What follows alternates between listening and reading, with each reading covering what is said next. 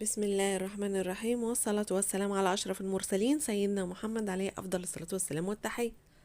صباح الخير، صباح الأمل، صباح التفاؤل، صباح الفل والورد والياسمين على عيونكم يا أحلى متابعين جوه مصر وبره مصر.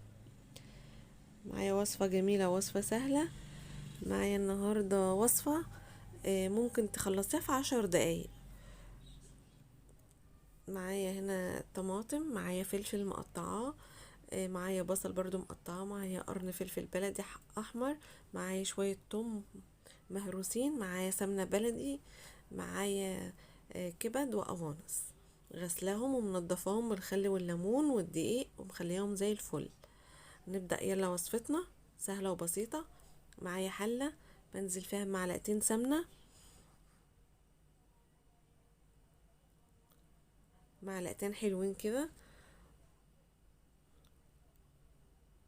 السمنة عشان كانت في التلاجة فهي جامدة، فانا بستنى اما تفك كده واقوم حاطة عليها على طول البصلاية تفك، بس مجرد اللي هي تدفى بس كده، انما ما تتقدحش. اقوم نازلة عليها بالبصلاية.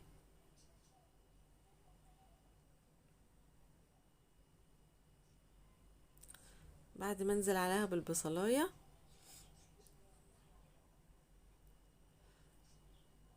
اسيبها تتقلب، تتقلب كده شوية، تدبل بس سنة.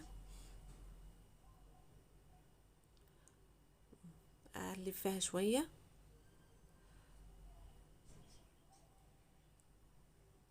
اكون انا مجهزة برضو التوم، انزل عليها برضو في فصين التوم، بيديها ريحة وطعم جميل.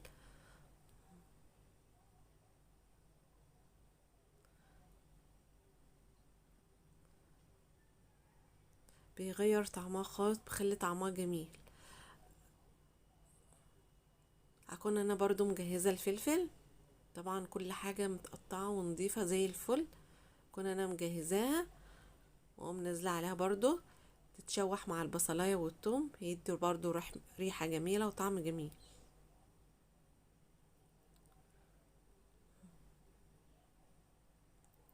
واقوم نازلة برضو بالقرن الفلفل الاحمر برضو تتشوح معاهم وهو كده مقفول. واقوم نازلة برضو الكبد والقوانص كده اللي انا غسلاها، واقوم واخداها تشويحة برضو مع الفلفل مع البصلة مع الثوم، تاخد صدمة كده. لما لونها يتغير اقوم نازلة عليها بالطماطم، ودي بهاراتها ملح وفلفل اسمر وشوية بهارات لحمة. طبعا المقطع بتاع البهارات مش عارفة اتمسح ليه. ودي كانت وصفتي، ورب تكون سهلة وبسيطة، ما خدتش اي حاجة على البوتاجاز، يعني يا دوبك 10 دقايق، والوصفة سهلة وبسيطة. يا رب تكون عجبتكم وما كنش طولت عليكم. متنسونوش بقى باللايك والاشتراك. مع السلامة.